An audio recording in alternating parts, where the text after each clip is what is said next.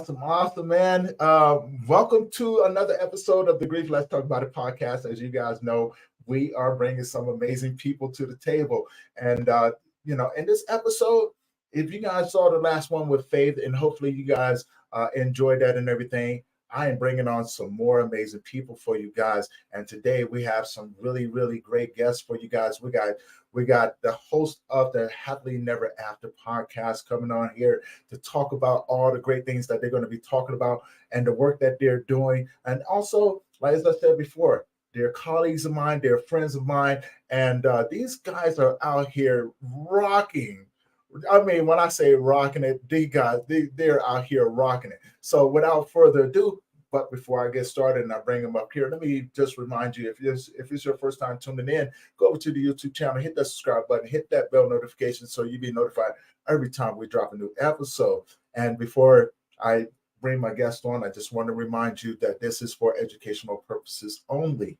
Now, without further ado, I'm bringing on my friends, my colleagues, some amazing rock stars, and we got Kate Mollison and we got JLEWIS up here. How you doing? How's everybody doing today? Great to see you guys. Hi. After that introduction, Tony, I'm like, hey, I'm feeling good. I know. How do you follow that, right? Like he always does that. I don't know what you guys are talking about, right? You know what I'm saying? But as they say, man, you give respect where respect is due. And you guys are out here doing some amazing work, and since you guys started the Happily Never After podcast, man, you guys are shedding light on such a hard topic, spousal loss, the things that people never really think about when it comes down to that. But you guys got your own individual journeys as well that led you up into this moment. You guys have all lost, you have both lost a significant part of your life, right? That led you down this path. So, before we get started, I'm gonna let both of you introduce yourself and tell people where you're from. So, Kate, introduce yourself. First of all, thank you, Tony, for having us. I'm like a repeat offender on this podcast of yours. I think this is time number 3 or 4. So for those of you who remember me, I'm Kate Mollison, and I'm a grief and bereavement specialist. I own my own company. On Tuesdays, we wear black. So I help individuals understand and educate themselves on the nuances of bereavement, which is the legal and financial components after loss, and access grief resources and alchemy, turning their grief into something more. And I actually met JLEWIS thanks to you, Tony. We were on one of your panels, and it kind of just beautiful marriage, for lack of a better term, into what this partnership has really blossomed into. We never even really thought possible, but thanks to you, here we are. You know what? It's just meant to be, right? And when you can do something positive with the things that you have going on, because we're all in this field doing amazing work. And it's a beautiful thing when we can bring people together just to collaborate. I had nothing to do with that, man. That's divine intervention. It was meant to happen. You know what I'm saying? You guys have no idea of, how much you guys inspire me. I know I often put out challenges and things like that. It's only because, I'm inspired and I want to see people do some amazing things in this world. And I think a little bit of healthy competition in this world is always a beautiful thing, right? JLEWIS, thank you for being on the show today, man. Introduce yourself, tell people where you're from. First off, again, thank you for having me too. I guess I'm also a repeat offender, but that's a whole different story. I'm originally from New Jersey. I'm down here and living in Austin, Texas now, but I am a motivational speaker and a life coach.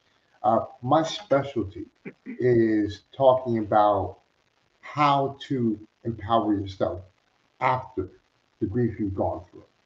I have a program called From Your Grief to Your Gift. Again, I've had the pleasure of being able to work with my friend Kate, and we have this show called Happily Never After.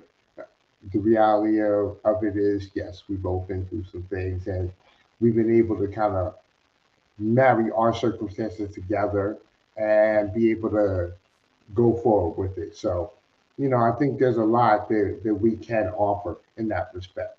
But again, I'm gonna leave the question part for you, because as I'm Leave talking, it to the professionals. Is that what you're trying to say? 'cause you know me, I end up talking all day on you.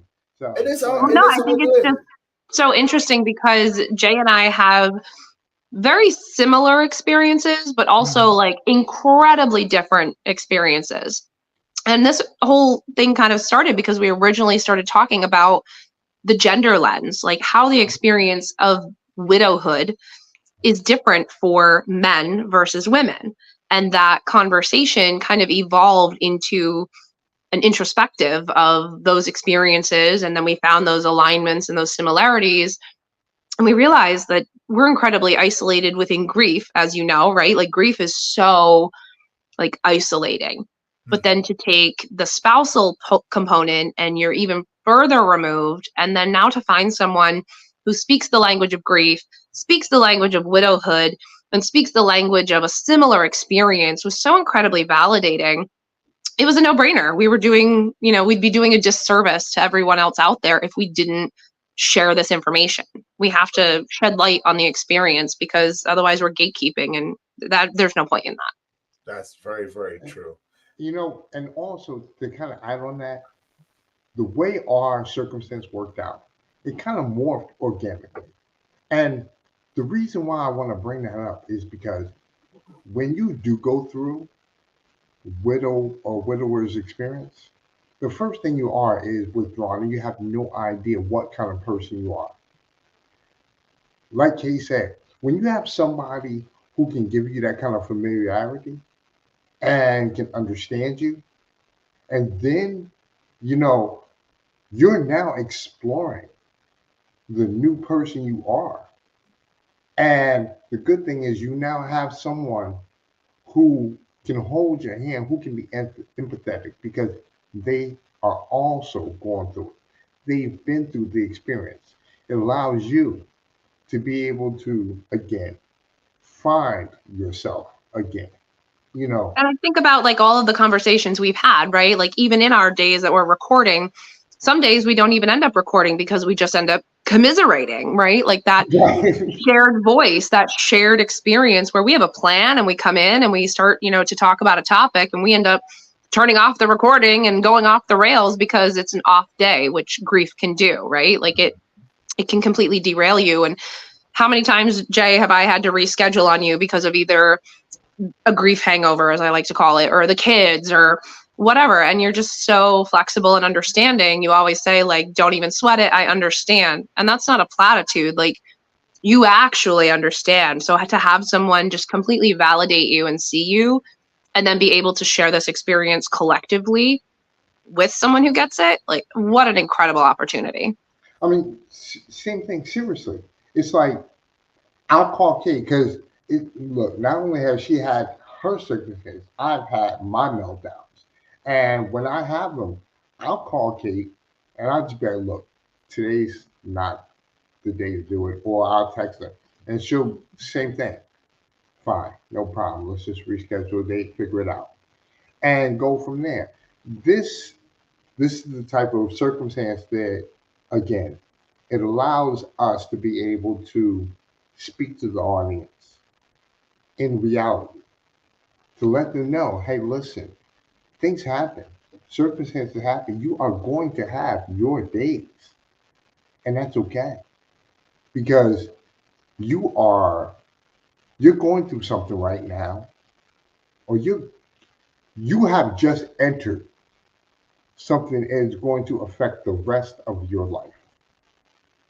Yeah. And you have to be okay on those days to not be okay. And I'm very blessed to be able to have somebody like Kate and even to be able to reach out to you, Tony, because I know when I have those challenging times, I can reach out to someone who is not only a professional, but is a friend as well. So that gives me two angles to be able to play. But again, we're doing this because we want other people who don't have me and Kate's,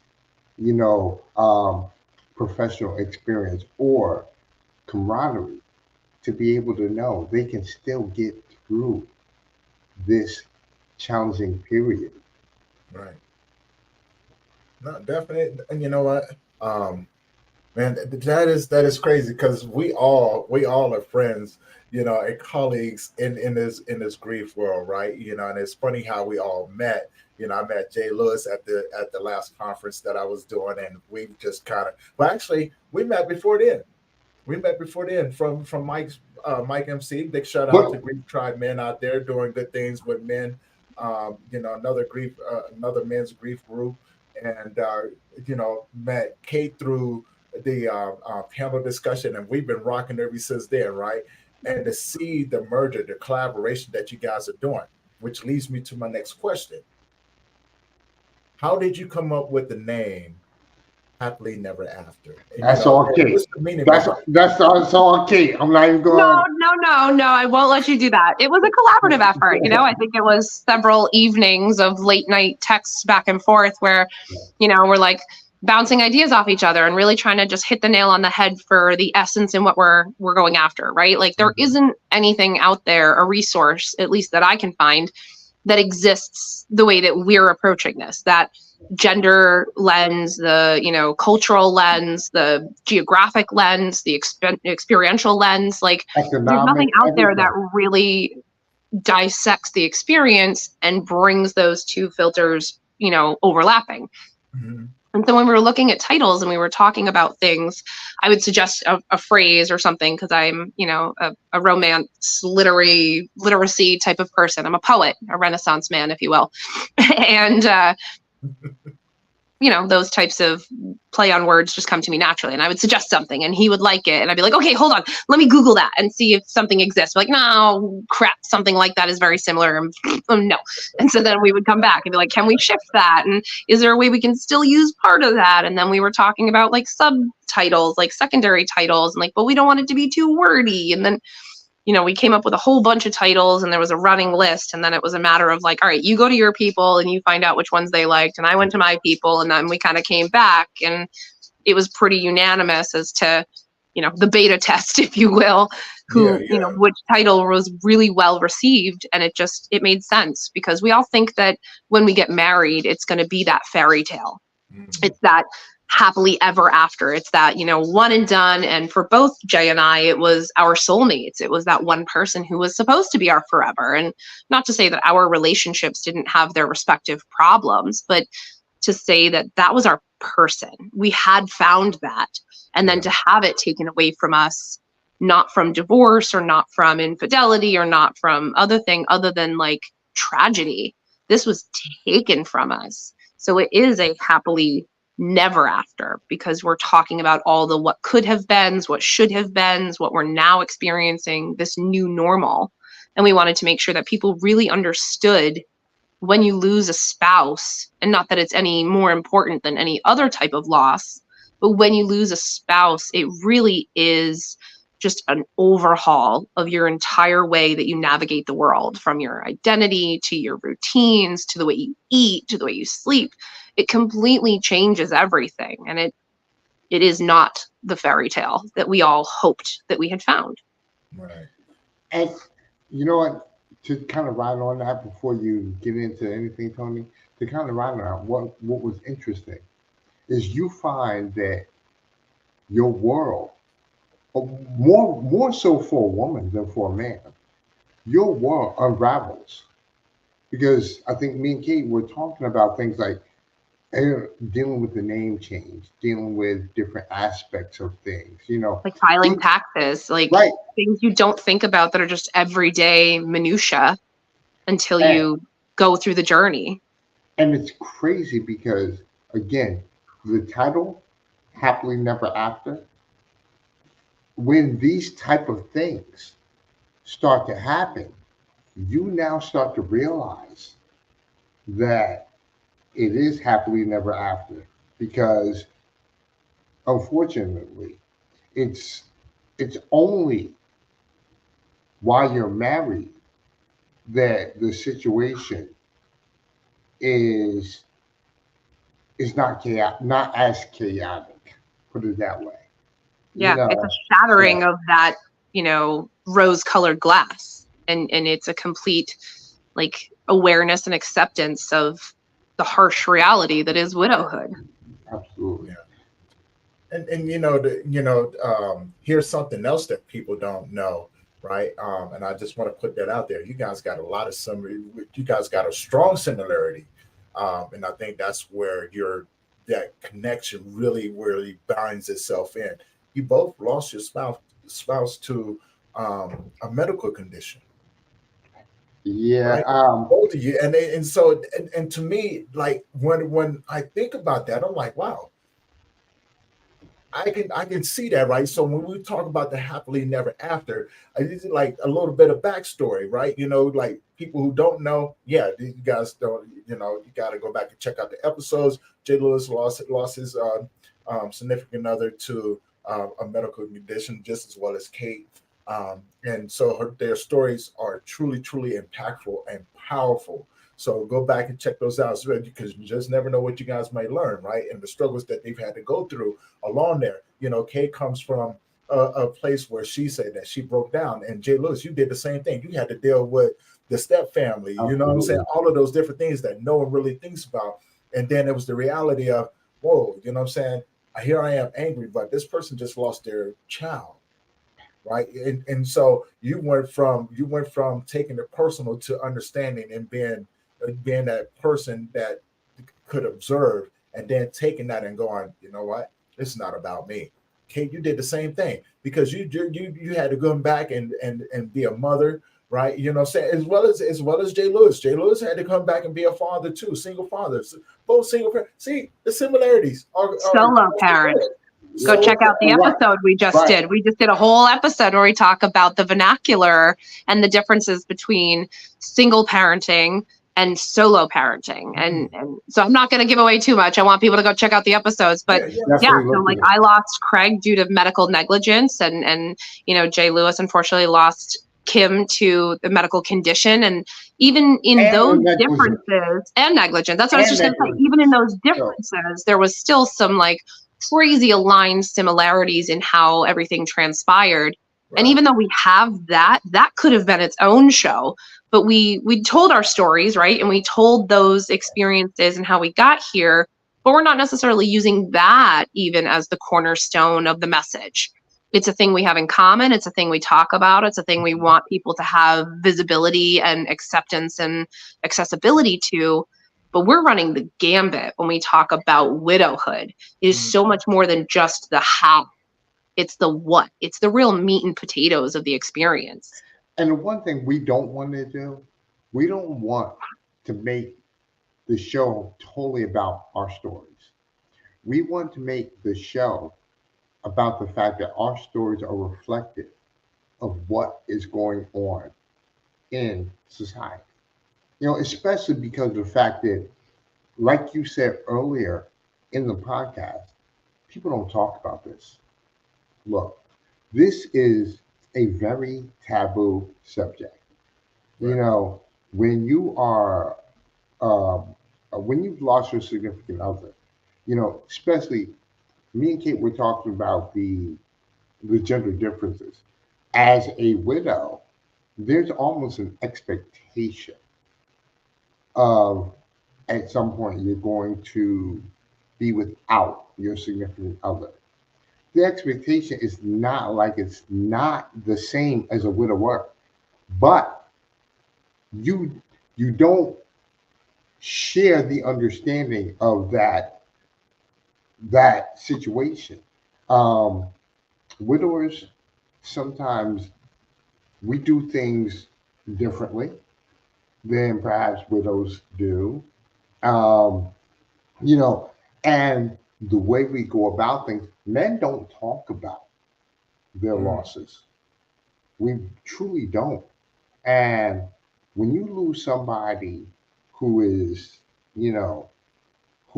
that other 50% of your life, who you've learned to be vulnerable with. Right. And then you don't talk about it to anyone. That creates an internal mine, I, I was Go about ahead and to. say it. Go ahead and say it. Okay. We all adults here. Okay. It creates mind fuck. Yes, Right? I was gonna say the Yeah, eternal let's mind put fuck. it out And there that's because It's we all like adults living in got a to really bad episode of the Twilight Zone, right? Like, absolutely. yeah. And sometimes you have to understand when we have these conversations, right? We don't. When it comes down to children and things like that, yes, we are mindful, but that's right. That's the reason why we put up the parental advisories. Like, hey, there's going to be language because sometimes, just like we all know, sometimes you got to throw an F-bomb in there, right? You gotta say it how it is. You know what I'm saying? so Without for all of the sugarcoating listeners out there who go to check out our podcast, just be aware this is not a Right. family program. We Absolutely. use adult language in our podcast because we keep it real.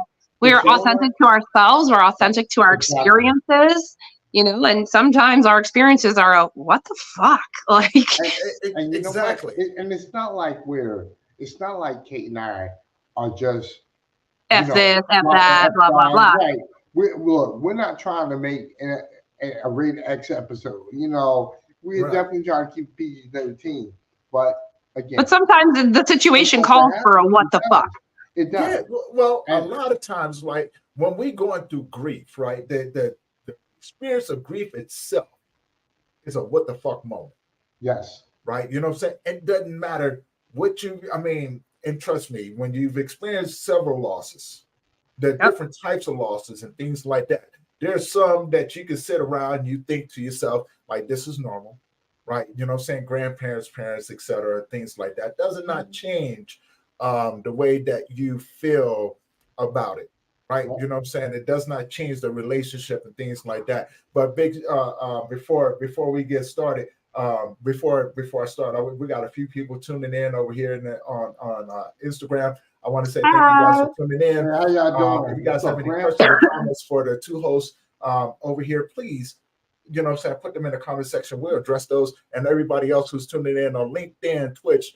I would love your questions or comments or even topic suggestions. Like, we have a running list of things we're going to discuss and things we have discussed. But if there's things that you guys need to hear about or want to hear about, like, definitely let us know because we're receptive to that. Like 50% of all widows are under the age of 60. So think about that for a moment, and we, like you said before, Jay, that it's normal. Women outlive men. It's just, nature, but we don't stop to think about, right? Darwinism. And the reason why I say that, a few years ago when I was moving furniture, I was moving a guy, and I swear this is the way that this happened. One week, we scheduled the guy for a move, right? Him and his wife. The day before the move, his wife passed away. And we still had to go in, you know what I'm saying, and move. And he moved all of her stuff because he didn't know what to do. He moved probably about 70 miles from where he was at. And talk about a what the fuck. Yeah, talking about a what the fuck moment, right? You know what I'm saying? And so, in a lot of cases, yes, you are right, Kate. Women will outlive. Statistically speaking, women outlive men. But there are, like Jay, there's the outliers, right? There's those. Right. And it happens. You look at Jay, right? You know what I'm saying? So it does happen on those levels, right? So it's not having the expectation. Statistically speaking, commonly widowhood experiencers, widows and widowers, are between the ages of 40 and 70. So like, it's not these old couples that when we work in this grief sphere, we're all taught to like go to and not that those aren't important, right? Like, we want to make sure we're capturing everybody, but there's no one out here who talks to the people who are in their 30s and their 40s and their 50s and who've experienced these losses, because we're just completely ignored demographic because it's not logical to people. Like, people look at me all the time. They're like, you're too young to be a widow. Like, thanks, I guess. Like, it's like me and Kate recently, we did an episode talking about dating. And oh my God. It's crazy because at our ages, look, I'm in my 50s, Kate's in her mid-30s. And, we're both at stages in our lives where, do we want that again? Of course. But do we have to now designate how we go about doing it? Yes, And how we approach it is so differently than how we approached it the first time. absolutely. The juice really has to be worth the squeeze. Yes, yes. That was going to be my next question, right? Because and this is coming from experience, and not with losing a spouse. That's probably the only one I haven't experienced, and I really am not looking forward to it, right? Or to put that burden on someone else, and it is a scary feeling, right?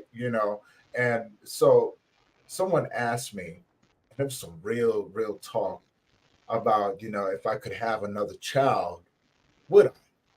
Mm.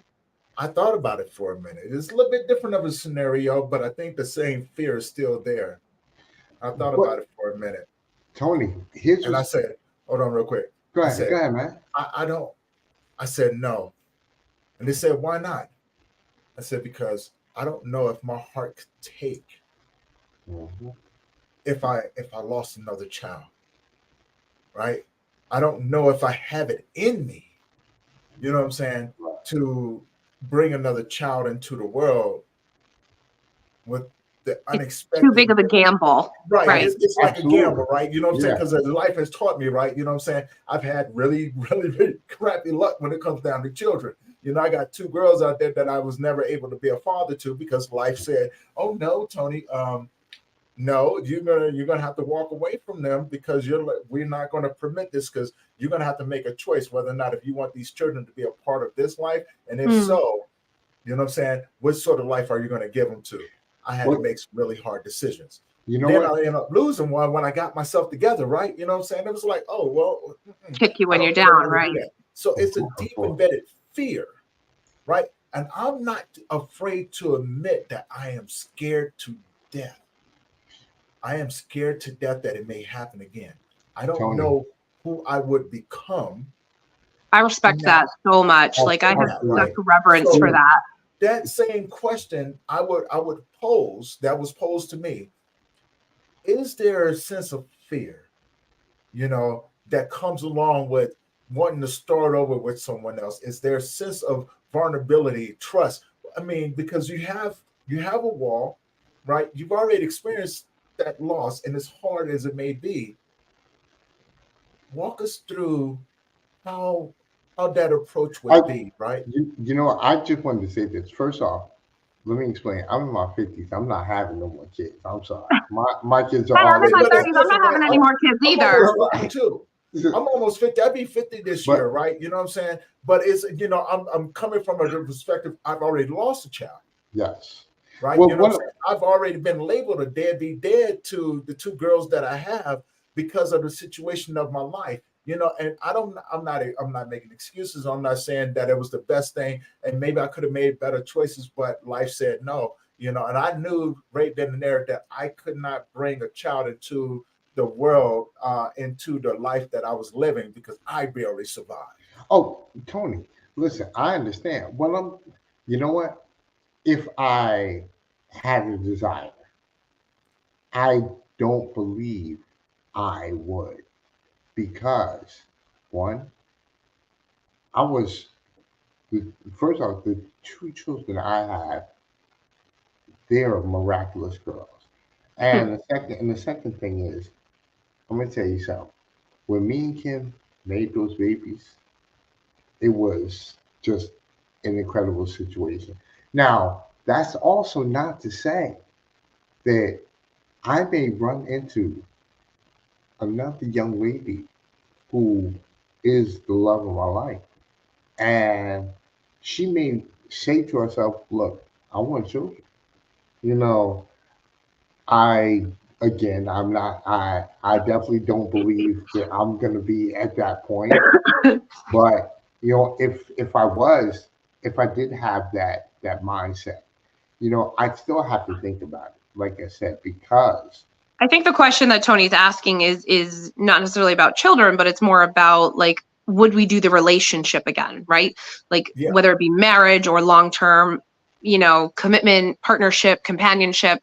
And I know that we talked about this on one of our episodes, on the dating episode, where we talked about the fact that, Jay, you made the decision to not date, right? Like you've completely gone that way. And I made the decision to start dating, and it came after a lot of soul searching and a lot of self-reflecting. And I had to really spend some time alone and get comfortable, filling my own cup and dating myself and being okay, with just myself, and not coming into relationships or dating or any of that from a place of neediness and vulnerability and all of those things, where I needed to come into a relationship knowing I know what's at stake. Like, I know what it feels like to lose this. Do I really want to do that again?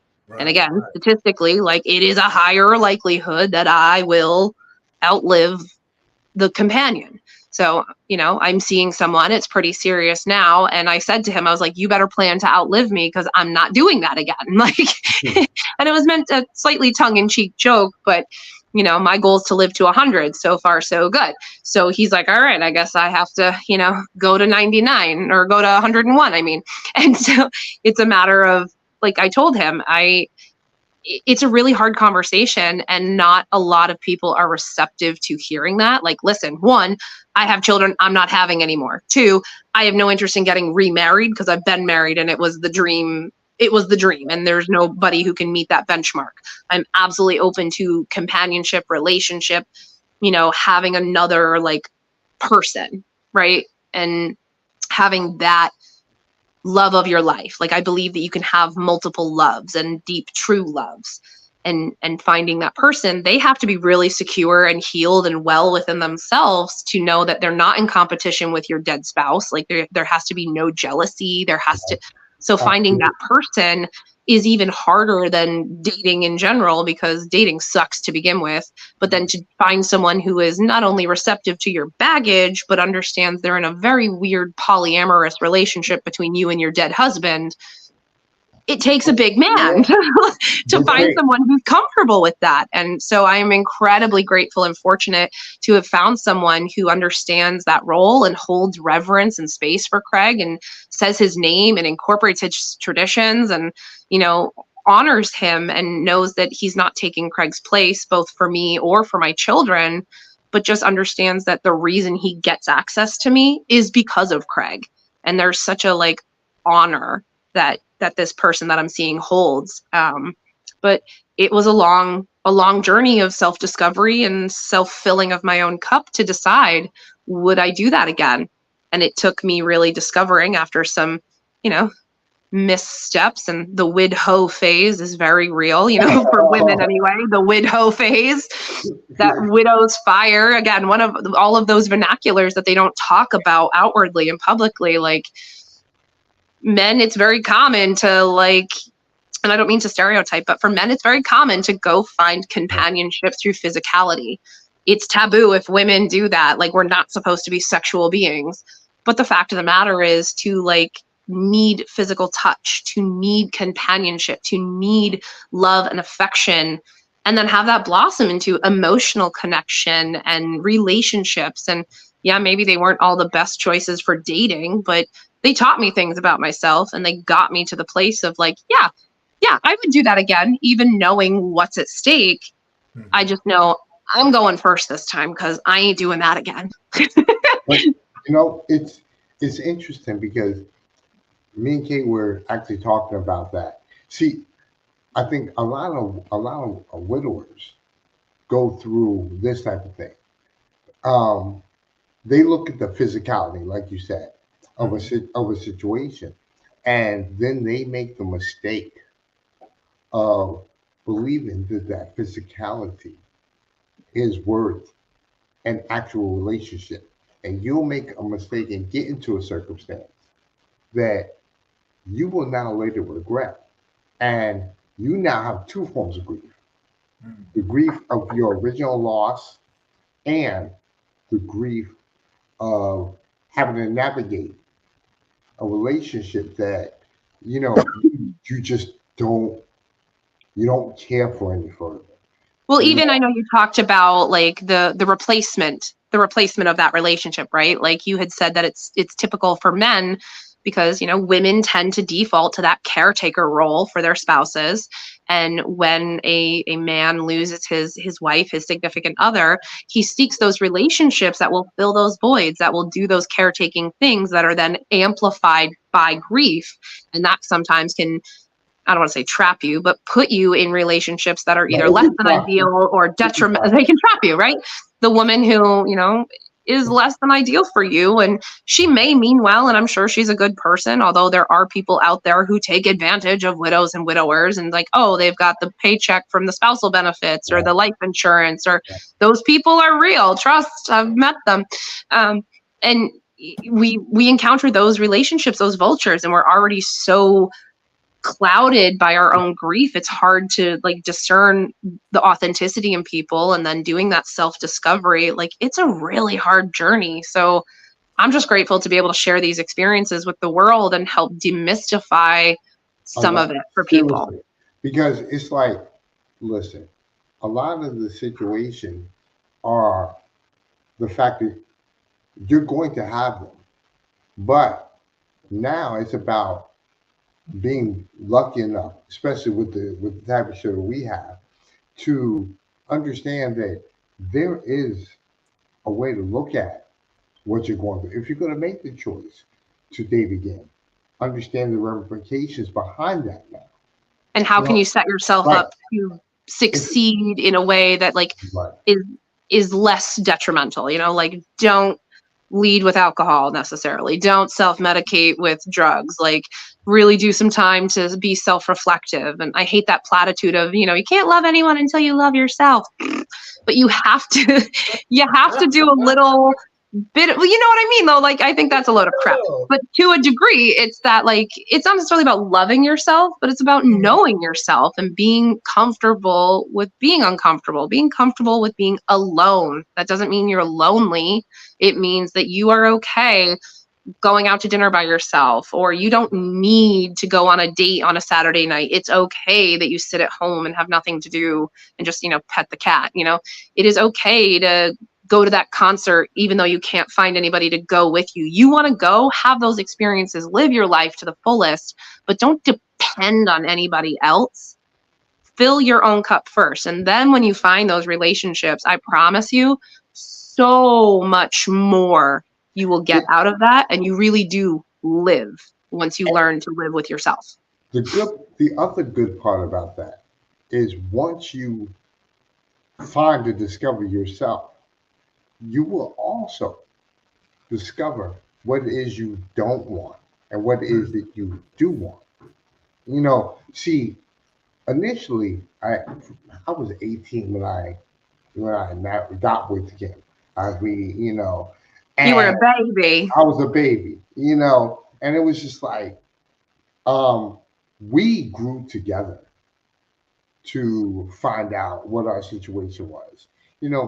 I'm 52 now. I'm dating myself, but hey, anyway, and my whole thing is, you know what? I do know what I want now. I've had the blessing of being married to Kim for 17 years. We were together at 26. I know what I want when it comes to understanding a relationship. And also, I want to make sure that I don't put my old relationship on my new circumstance. It's apples to oranges. Their terminology in the widowhood experience is, oh, it's your chapter 2. It's a whole new book. Like it's a whole damn new book. You can't call it another chapter. It gets its own book. And you can take the experiences that you had and how you grew as a person and the relationship that you had, and you can bring that forward with you, and you can honor it and know pieces of you, but you can't replicate it. You can't replace it. It's not the same. It's like putting a square peg in a round hole. So you have to find a way to make peace with that closure and that letting go and still honoring and moving forward with your grief. But if you choose to date, it's a whole other book. And also, if you listen, like I say, if you also choose to do the Shaolin monk thing, you know what I'm saying? The widow phase. No, the win I no. think I know what he's I'm talking in The about, win right? no phase. phase. Well, the No. actual no phase, right? You know, And I think for a lot of us, right? And I think when it comes down to when we're dealing with loss, um, I know for me, most men, what we would do, we would close off, right? You know what I'm saying? We don't want to be touched. We don't want to have a relationship. We don't want the physical things. We just want to be left alone because you got to remember, in I would say 90% of cases, when it comes down to loss, it's unfamiliar territory for us, right? And so we're fixers. And so what a lot of times we do, and a lot of times in many cases, perception versus reality. Perception, you will see us pull away from a lot of people. You know what I'm saying? Relationships, families, friendships, and dive into jobs and stuff like that. But what people don't see is that when we leave home, we're usually trying to be by ourselves. We'll sit out in the car, especially if we got a family, sit out in the car for hours, go drive at a park and sit there for hours because we don't want to be around anyone. I can speak from experience. When my mother passed away, it was like the last blow, right? Both of my parents are gone, brother, son, everyone's gone. I was looking for a cave. I was leaving reality behind. I was looking for a cave up in the mountains. I was going to share with either the bear or the mountain lion. It didn't matter to me. You know what I'm saying? But we was going to share, right? You know what I'm saying? But again, it was one of those things. Life had whipped me around so bad, and people had mistreated me so bad that I was going, you know what? The next person, I am going to destroy them. and you know what? You know, What it's um, it's interesting, Tony, because you're right. Look, it depends on your circumstance. Obviously, yours and mine are totally different. right, But right. but you know what? Even in my particular situation, I think we share some similarities. Listen, you feel that the world has treated you in such a certain way. I think Hmm. me and Kate, we just recorded an episode about friend circles, and it's very interesting because our whole thing was we thought these people were our friends, and we didn't realize these people were Kate and Craig's friends, John and Kim's friends. That's the difference. They Yeah. weren't just our, and again, going back, it certain things made me make the choice. Like I had dated a few ladies like a few years after Kim passed away. And I just didn't like the situations that I was in. And again, maybe it was because I was using certain experiences, and again, I think we had this. I was thinking probably more with my little head than my big head, and looking at things like that. But ultimately, it made me decide that it's better that I spend time with myself. And then when I have the opportunity to truly find that woman, it's no longer on solely a physical plane. She has to capture my mind in order for me to want to go to the next level in that respect. And that's kind of where I am with this situation. Now, I have some questions, right? Well, one major question, because I definitely understand. I think when it comes down to it, although our losses were a little different, there's a lot of similarities in how we approach life now, right? Kate, congratulations on the new relationship, and all of those beautiful things. Jay, what I'm saying, he started his journey as well, not in the relationship aspect, but being a solo parent, all those different things. But one of the things when it one of the things that I'm always curious about, you know, how do you file taxes now, right? What does these things look like moving forward after a spousal loss, right? Because everything has changed. You're no longer doing the joint thing. You're doing the solo thing now. The parenting, the household. all of these different things Yep. that are coming along. And and the reason why I say, because I heard you guys mention it one time before, I was watching you guys on another podcast. No, it was the introduction to the Happily Never After, where we were talking, where you guys were talking about the economics of it, right? Filing taxes, things like that. How does that change now, right? You know what I'm saying? Because I've never been married, so I've never had anyone to file jointly with, and things like that. But the way I understand it, for men, for widowers afterwards, there really is no change, right? Like you can report the loss, but beyond that, it doesn't really affect what you do. And Jay, correct me if I'm wrong. But as a widow, it is the most difficult, convoluted, years-long process. So you have 2 years where you can file as qualifying widow. And so for me, Craig passed away in November. So the first year he died was still married filing jointly. And then the next year was qualifying widow. And then the next year was I could do qualifying widow, or because I was working, I could have done head of household. Yep. And then this year is the first year, since we're 3 years out now, I am just filing as head of household. But up to that point, and I was audited the 2 years before, because of the what you have to report, the extra forms you have to fill out, like if you don't check the right box, if you don't report the right earnings, like having to have Craig's pay stubs and his W-2s. And then there's a level of like, he's deceased, you're using his social security number, the audit comes back because there's like fraud thought, like the IRS is like, are you committing identity theft? I'm like, no, just have a dead husband. And then not being very tech savvy on top of that, like Craig was always the one who filed the taxes. So like having to not only navigate doing this new thing, but doing it so completely upside down from what would have been normal. It would have been bad enough to just learn like, oh, okay, now I have to file taxes. Nope, now I have to file taxes and I have to do it like Guitar Hero expert mode while wearing a blindfold. Not fair. Understood. And not you know fair. what? What's interesting is, yes, for the most part, you kind of go to the same way, but now you're minus one person in the household. There are so many changes. There are economic changes. There are, especially if you're a 2-income household. So, it's like now I have to explain this incredible quick 50% reduction in my world. And a death certificate isn't enough for the IRS. Right. And I mean, but again, look. That's one of those gender disparities that we discovered as we're doing this.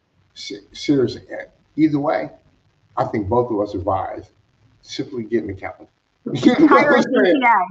Because the cost of you doing it yourself on TurboTax or whatever, don't get me wrong, love me some TurboTax, little shameless plug. But the emotional cost, I'm just saying, the emotional cost and the risk of being audited and then that whole headache, even though I had because I did TurboTax and I had the audit defense, whatever, their Turbo Max, whatever. I had all that stuff. That's the word of the day. That was just a way to take your money, but that's a whole different. Whatever.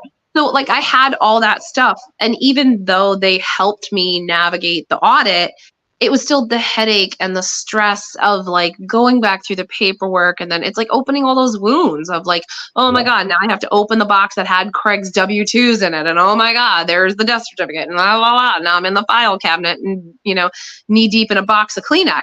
It's save yourself the trouble, hire a CPA. Yep. I know I'm not soup to nuts and I have to stop trying to do everything myself and know where your strong points are and know where you need to outsource and, do, dump, or delegate. What needs to be done by you, what needs to be dumped, and what do you need to delegate to someone else? Taxes are above my pay grade, so I hire someone. Mine too, and that's why I hire someone. That's it. But definitely understand that, and so now as we begin to wrap this up, Kate, where can people find you? So you can find me on my website, www.otwwb.com. On Tuesdays, we wear black.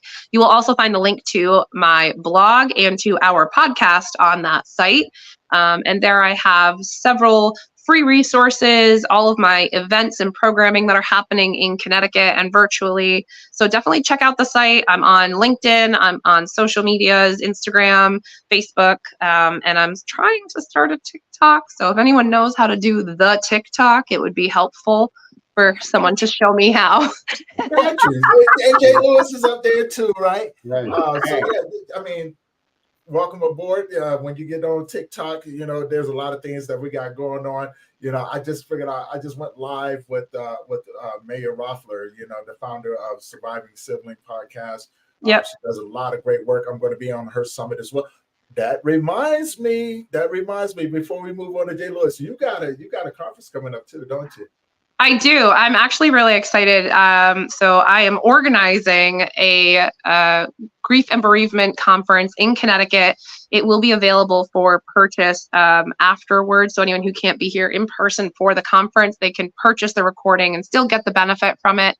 But it is a one-day comprehensive grief and bereavement training, which will have accredited continuing ed opportunities, and it checks off those required professional development days for a lot of industries. Both Tony and Jay will be there at my conference. I'm very excited to have both of you come. It is August 31st in Hartford, and it is in alignment with National Grief Awareness Day. So we are looking to change the landscape for grief and bereavement in the professional realm.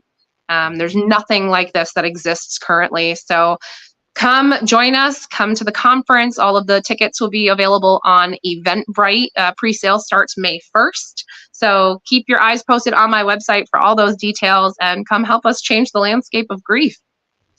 I look forward to that. I definitely look forward to that. Jay, where can people find you? Well, you can go to my website, jl3motivation.com. You can actually sign up if you really want to have some life coaching. I also do motivational speaking, so you can actually sign up on my website, find out additional information, and contact me so that we can do a speaking event out locally or nationally. So, like I said, I mean, I'm so blessed. You're going to come to Connecticut. Yep, I'm so blessed to have the opportunity to come to Connecticut and hang out. Well, hey, you're going to have to come up here anyway because your daughter, right? Yeah, that's a whole nother story. But I just outed her. No, my bad. Hey, sorry, Morgan. But you know what? Listen, I'm going to say this real quick. As a parent, solo parent, be proud when your kids accomplish a goal. My daughter just got accepted to UConn Law, so it's a blessing. Come be a nutmegger. Yay! But the reality is, like I said, I wish it was something that I could share with my wife, but I know she's looking and she's like, you know what? Man, you did that. But you know what? Think about it this way, Jay. Like you and I connected, and I'm in Connecticut, and then Morgan gets accepted to a Connecticut school. Right. Tell me that's not Kim looking out, because what did I say to you the other night? Like, I would love to have that relationship with her and keep eyes on her for you. And you've got someone who you trust and appreciate, who's right here in her backyard. What a better gift Kim could have given you than to have someone here who who you trust, who's got eyes on your baby girl, right? Like that's Kim looking out. That's Kim looking out. Kate, when you said that, when you sent me that text, and it's a real situation, no matter where you are. If you're a parent and you know that there are, like you said, someone that you trust can help you look out for the situation, then you feel that much better. And your girl's a tough cookie, right? Like that is no comment on her capacity or competency or wherewithal. Like she got it. I don't have any doubt that she could hold her own. Look at who her father is. But all I'm saying is, as a parent, it is pivotal to have that person who you trust, where if shit went sideways, you could call and you know that they're 20 minutes to a half hour away versus being, you know, like, shit, I'm in Texas, you know, but I could talk about that all day too. So yeah, that's a whole nother it's a whole nother conversation for a whole other podcast. Oh, wait, I know one. Right. But you know what? Write that down, Kate. Write that down, because that definitely might. That's a whole nother story.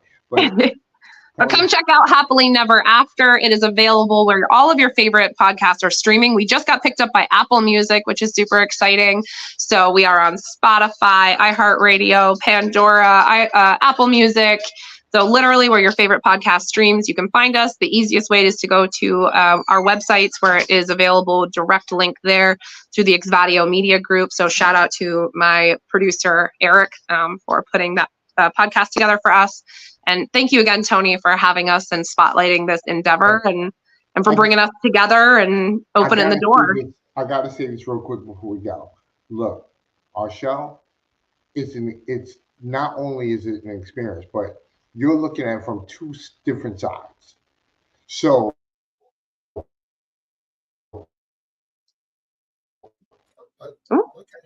man or woman. The remix. You got a little robotic stutter in there. We just got the remix. I was like, oh, okay, here we go. Right? Catch it up. And how often are you guys dropping episodes? I'm sorry? Every week. How often are you guys dropping episodes? So a new episode drops every Tuesday, and our episodes range between like 30 to 45 minutes long. So, you know, you can listen in the car, you could, you know, look at our beautiful faces on our static image and, you know, ride along with us. But yeah, every week there's new content on those podcasts. Man, I'm looking forward to it for everyone else who are tuning in. You guys, go check out Happily Never After and enjoy the content that they got, that Kate and JLEWIS is putting out. Amazing people as always. And if you guys have made it to the end, do me a favor. If you haven't already, head over to their YouTube channel, hit that subscribe button, hit that bell notification so you'll be notified every time we drop a new episode. And as always, if you know anyone who can benefit from the conversations that we have, please share it with them. And as always, I am Tony Lynch. This is going to conclude this episode of the Grief Let's Talk About It podcast. Tune in later. We got another amazing guest coming in. As you guys know, we're dropping episodes like crazy around here, right? You know, and big shout out to my guests. Amazing, wonderful people. Like I said, these are my colleagues. These are my friends. We talk to each other, bounce ideas. We got some amazing things coming up. Big shout out to Maya Roffler. We have the Sibling Grief Summit coming up next month, April 20th. So you guys go and check that out as well. Check out the conference that Kate has coming up. We also have the Deaf Doula Movement. We have a conference coming up in November in that area as well. We got a lot of amazing things coming up. But also, before I get off, something that they forgot to mention, they also are going to be co-authoring in the book with Samantha Ruth. Yes. Big shout out to Samantha Ruth. Big shout out to Samantha Ruth. Well. Yes, Samantha, it's all good. Yeah, which is called Faces of Grief, right? Yep. Yeah, I just submitted my last draft of my chapter to her yesterday. So okay, I just submitted the draft, and I'm just waiting for her to chop it up and tell me it's time to read it. You know what I'm saying? So it's all right. We got some amazing things coming up. So the book will be available for pre-sale at my conference. So for anybody who comes to the August conference, you will have a discounted sale opportunity for the book. And I'm really excited to share that. And I'll be doing book launchy stuff out here in Connecticut. So anybody who happens to be out this way, hit me up. And the good thing is, we're going to be doing that. Got a lot of great things coming up as well. You know, we got the program coming up, but we're not going to say too much about that, right? But we got some things coming up, as I always mention, you know, things that are going to change how we show up with those who need us the most. And we got a lot of great people that we're going to be working with across the board. So you guys, we will, as we begin to put this thing together, you guys will see the beta launch, and we invite you guys to come out and give your feedback around there. That'll be the first. There's going to be 2 times that you guys can come and see and be a part of the program and have your input. And it's going to be the one and only time that you guys can be able to see the program for free. right? So we encourage you guys to do that, because without you, it makes it real hard for us to do our job, right? We want to make an impact in this world, but we can't do it without your input. This is how we get better. This is how we show up for those who need us the most.